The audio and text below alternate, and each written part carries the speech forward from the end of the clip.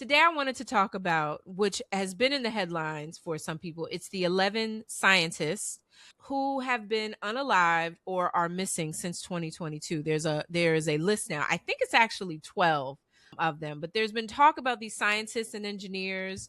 These are people who have been connected to nuclear and aerospace engineering, UFOs, which now they call UAPs. That's the unidentified. UAP? Yeah. So before we used to call them UFOs, everybody knew what a UFO was, but now they're called UAPs. However, so there's these group of scientists. They, were very instrumental in military defense. So undoubtedly, these are people who have had some knowledge or been close to government secrets, but they've been unalived and gone missing over the past couple of years. So it's crazy. So as of today, as of now, House Oversight Chair James Comer, he actually sent letters to the FBI, NASA, the Department of Energy, the Defense Department. He basically wants to find out everything these agencies know about these missing scientists, and also to identify if there's possible patterns that's going on, because you can go down rabbit holes on social media and you'll see that a lot of links are connecting these people together. So even Trump ordered an investigation. I think his quote was saying, he hopes that there's no connection to all of these missing people, but Mm, to do a whole investigation. So wow. let me just run down, give you some of the names of the people that are deceased or missing, and Mhm. what they did, or what they did for a living. So Michael David Hicks was 59 years old. He was a scientist that worked in NASA's Jet Propulsion Lab. That's JPL. He worked there for about 25 years. He died on July 30th, 2023. Now, during his career at JPL, he specialized in comets and asteroids. So there's no cause of death, but he was mysteriously unalived or lost his life back in 2023. Then you have Monica Reza. She was 60 years old. She's an aerospace engineer. So basically, she was literally a rocket scientist. Mm. So she disappeared while hiking in LA back in June of last year. So there's been no trace of her, and the search actually has ended. And I saw an interview with the people that were with her on this hike hunting, and they said, she was behind them a few seconds. They turned back and she was there, and then next couple seconds later they turned back around and she was gone, disappeared without a trace. Now, no cause. Then you have William Neal Caslin. He's missing. So William Neal Caslin, very interesting. He was in charge of developing the military tech and possibly the UFO technology. So he was basically described as a gatekeeper for the UFOs, the UAP related secrets. So he's a retired Air Force Major General. And I think he was last seen at his home in Albuquerque, New Mexico, February 27th of this year. He left behind his phone, his prescription glasses, and the FBI is now involved in this search. So Caslan was at the center of some of the Pentagon's most advanced aerospace research.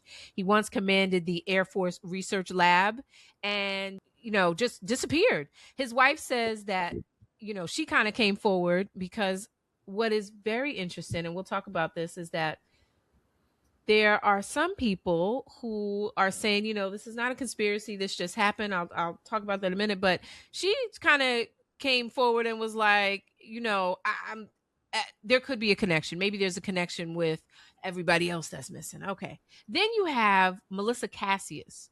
Melissa Cassius, 53 years old. She was last seen walking on a highway near Talpa, New Mexico in June 2025. Left her belongings at home. She left her phone, and the phone has been factory reset. So who does a factory reset on a phone? It's just crazy. So then you have Anthony Chavez. Anthony Chavez, 78 years old, retiree. He was a foreman construction at the site of Los Alamos. So we know Los Alamos has supposedly a lot of the UFO activities.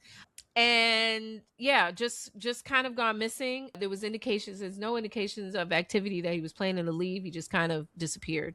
Nuno FG Loureiro, this was very interesting. He was a physicist at MIT.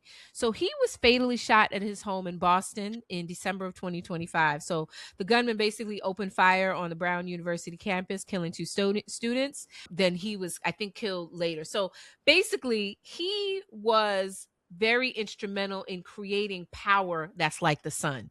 So you imagine like creating a system that can recreate energy just like the sun. So this man was unalive back last year. Then you have Carl Grillmayer. He was fatally shot at the age of 67 at his home in LA in February of this year. Authorities arrest the suspect. They believe that they knew each other, however it goes. He was known for studying or searching water on other planets and other solar systems and how those ecosystems evolve. So that was it's crazy. Then you have James Sullivan, 39 years old. He's a former U.S. Air Force intelligence officer. He was also, he also died in 2024 before he could testify in as a federal whistleblower case about UFOs. So if you remember, we did a show a while back where we talked about the congressional hearing that Mhm. was held on UFOs, and they Yep. were basically the hearing was basically held so that there wouldn't be so much stigma and criticism from people who were coming out, people Saying, that worked in the military that were coming out and reporting mhm. sightings, UFO sightings. So his death is called suspicious. That's one. Then Amy Estridge, which happens to be to me one of the most interesting deaths. She died in 2022, was reported as a suicide, and she was 30, let's see, 34 years old. She was the co-founder of the Institute for Exotic Science in Huntsville, Alabama. Mhm. So, and I know she was working with her father. Now her father recently came out, made a statement which to me was very like, he basically said like people kill themselves. She was going through a lot, however it was, she had chronic pain and was doing all this stuff. However, her co-founder Samuel Reed, he released a series of messages on X, and in them you can see where Amy, she clearly states, she wasn't suicidal. She described that her phone was being hacked, that she had received death threats from U.S. contractors. She talked about Bob Lazar, who is big in the UFO community and sightings, and she, talked about Mark McCandish, who is another. We talked about him being missing as well. Mm. She had shown photos of her hands being burnt, and it sounded like there was some sort of direct energy weapon that was directed at her that burned her hands, and she was talking about this on social media. It's crazy. Jason Thomas, another one. He was a director of chemical biology at Novartis. So basically, he was researching cancer treatments, and he disappeared December 12th, 2025. He was found March 7th. His body was found March 17, 2026.